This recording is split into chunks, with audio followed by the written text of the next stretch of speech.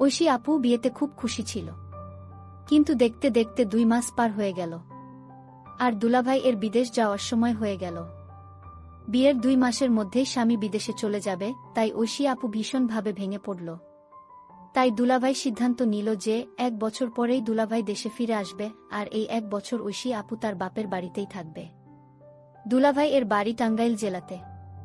তাই বিদেশে যাওয়ার 1 সপ্তাহ আগেই ঐশী আপুকে সাথে নিয়ে ঢাকাতে আমাদের বাসায় চলে আসলো। ঐশী আপু আর দুলাভাই আসাতে মা বাবা আমরা সবাই খুব খুশি হলাম। দুলাভাই আর ঐশী আপুর সাথে আমি খুব আনন্দের সাথে সময় কাটাতে লাগলাম। দুলাভাই এর বিদেশে যাওয়ার দিন চলে আসলো। দুলাভাই যেদিন বিদেশে যাবে তার আগের রাতে আমার ঘুম ভেঙে গেল। আমি পানি খাওয়ার জন্য আমার রুম থেকে বাহিরে এসে ডাইনিং এ এসেছি।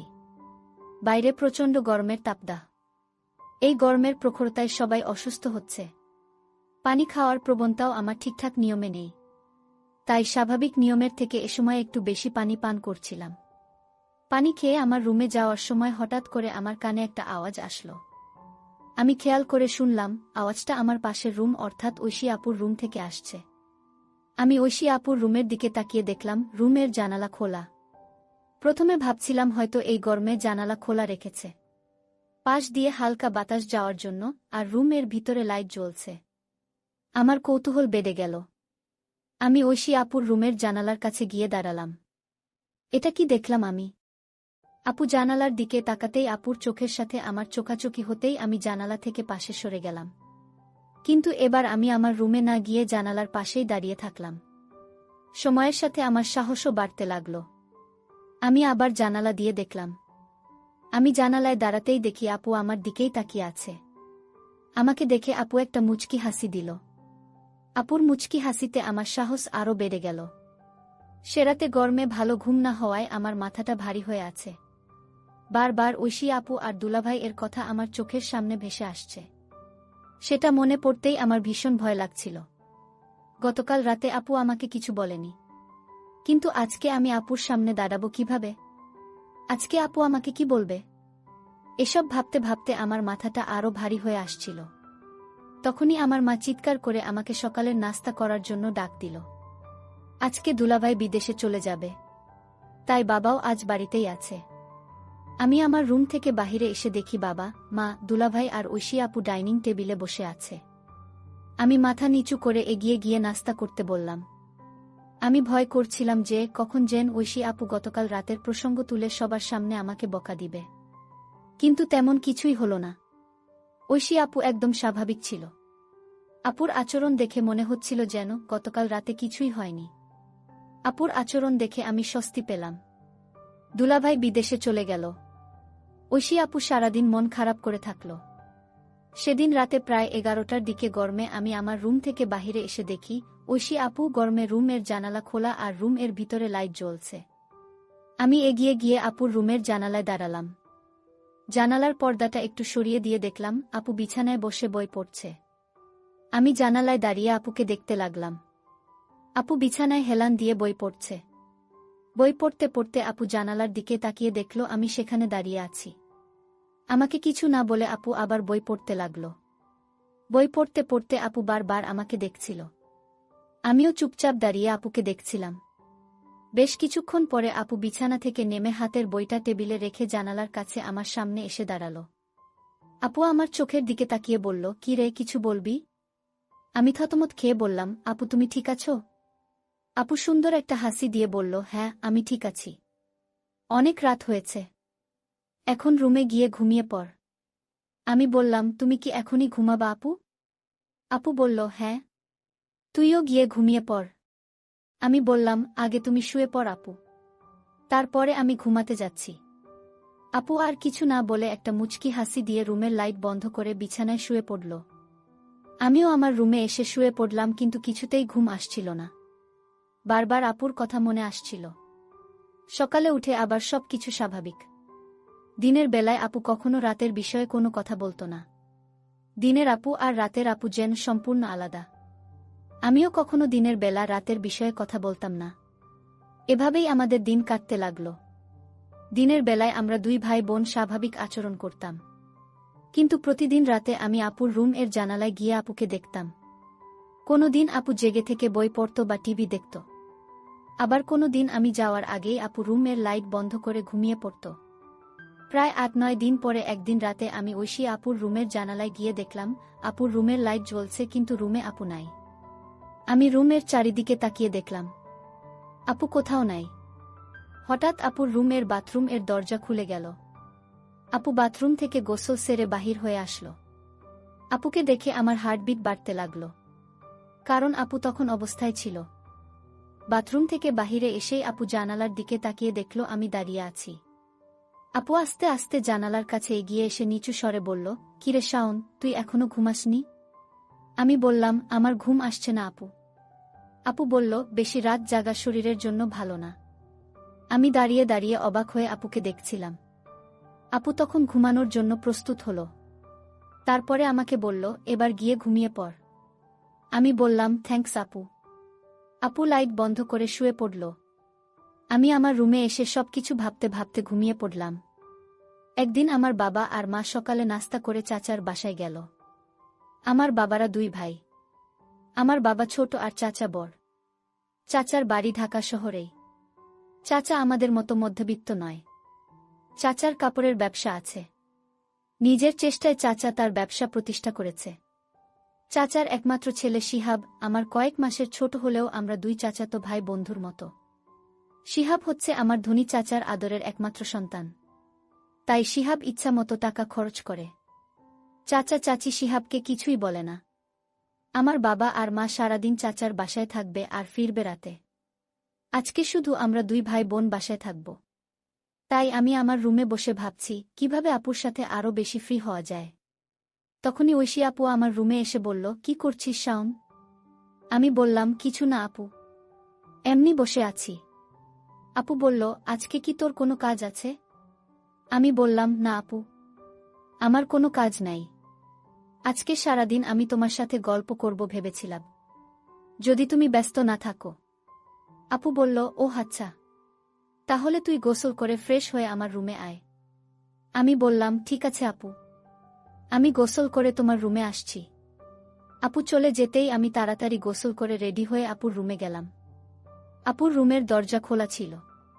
আমি আপুর রুমের ভিতরে ঢুকে দেখলাম আপু রুমে নাই। খেয়াল করলাম আপুর বাথরুম থেকে গোসলের পানি পড়ার শব্দ আসছে। আপু হয়তো বাথরুমে গোসল করছে। তাই আমি বাথরুম এর দরজার কাছে গিয়ে বললাম, তুমি গোসল করছো নাকি আপু? আমি কি একটু পরে আসব? আপু বাথরুম এর ভিতর থেকেই বলল, আমার গোসল প্রায় হয়ে গেছে, তুই বিছানায় বসে থাকে। আমি আপুর বিছানায় বসলাম। কিছুক্ষণ পরেই আপু বাথরুম থেকে মাথা মুছতে মুছতে বাহির হয়ে আসলো। আমি চোখ বড় বড় করে আপুকে দেখতে লাগলাম। মাথা মুছতে মুছতে আপু এসে আমার পাশে বসল। আপু আমাকে বলল, শাওন, ড্রেসিং টেবিল এর উপর থেকে লোশনের বোতলটা নিয়ে আয় তো। আমি বিছানা থেকে নেমে ড্রেসিং টেবিলের উপর থেকে লোশনের বোতলটা নিয়ে ঐশী আপুর সামনে এসে দাঁড়ালাম। আপু আমার দিকে তাকাতেই আমি লোশনের বোতলটা আপুর দিকে এগিয়ে দিলাম।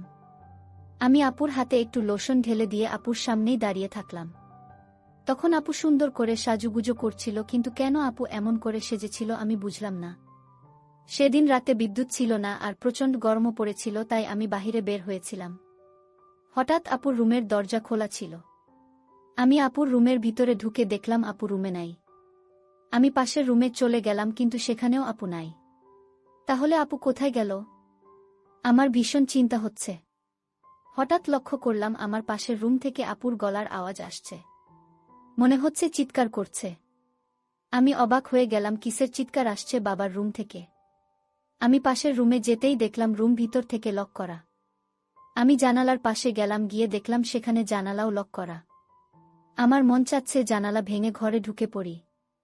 কি হচ্ছে রুমে? আমার বোন এমন চিৎকার করছে কেন? আমি কোনো উপায় না পেয়ে দরজা ভাঙার চেষ্টা করলাম, কিন্তু দরজা কিছুতেই ভাবতে পারছি না। অনেক চেষ্টার পর দরজা ভেঙে ফেললাম। দরজা ভেঙে রুমে ঢোকার সাথে সাথে যা দেখলাম তা দেখে আমার মাথা ঘুরে গেল। একটি ছেলে রুম থেকে জানালা দিয়ে পালিয়ে গেল। তাদের অনেক বুদ্ধি। আমি দেখলাম জানালা দিয়ে যেন পালাতে পারে সেই জন্য আগে থেকেই প্রস্তুত করে রেখেছে। আমি আপুকে জিজ্ঞেস করলাম, আপু রুমে কে ছিল? আপু বলল, সেই জবাব কি তোকে দিতে হবে? আমি বললাম, আপু তুমি আমাকে ছোটবেলা থেকে অনেক স্নেহ করো। আর আমি যখন যা বলছি তাই করেছ। আপু তুমি আমার সাথে লুকিয়ে না, এই ঘরে আর কি ছিল বলো আপু, আমি জানতে চাই। জানলা দিয়ে পালালো। আমার বোন কোনো উত্তর না দিয়ে আমাকে বলল, শোন তুই আমার কাছে আর যা চাইবি তাই পাবি, কিন্তু তুমি আমাকে অন্য প্রশ্ন করিস না। আমি ভাবলাম আপু কি বলতে চায়, আমি যা চাইব তাই পাব। আমি আপুকে বললাম, আপু ঠিক আছে, আমি তোমার কাছে একটা জিনিস চাইব, তুমি কি দিবে? আপু বলল, বলেই দেখ না, আমি দেখি না। আপুকে কথাটা বলতে আমার খুব ভয় হচ্ছিল। আমি আমতা আমতা করে বললাম, আপু আমি তোমাকে নিয়ে দূরে কোথাও ঘুরতে যাব। আমি বাড়িতে তোমাকে আমার মনের কথাটা বলতে পারবো না। দূরে গেলে বলতে পারবো। আপু বলল, কত দূরে যেতে হবে? আমি আপনাকে বললাম, কক্সবাজার গেলেই হবে। আমি মনে মনে চিন্তা করলাম, আমার ভাইটা আমার কাছে কি এমন চাইবে যে কথাটা বাড়িতে বলতে ভয় পাচ্ছে। আমি ছোট ভাইয়ের কথায় রাজি হয়ে গেলাম। আমি তোর সাথে ঘুরতে যাব। আমিও জানতে চাই আমার ছোট ভাইয়ের মতটা কি।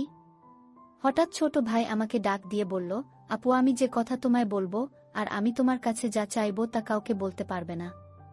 বিষয়টা গোপন রাখতে হবে। প্রমিস কাউকে বলবো না। তাহলে এখনই বলে ফেল, কি বলবি, আমার কাছে কি চাস? আপু আমি আগেই বলেছি আমি বাড়িতে বলতে পারবো না। তোমাকে কক্সবাজার নিয়ে তারপর বলবো। ঠিক আছে আমার লক্ষ্মী ভাই, তাহলে চল আজই আমরা কক্সবাজার চলে যাই। আপুর কথা শুনে আমার খুব আনন্দ লাগছে, আবার অনেক ভয় লাগছে।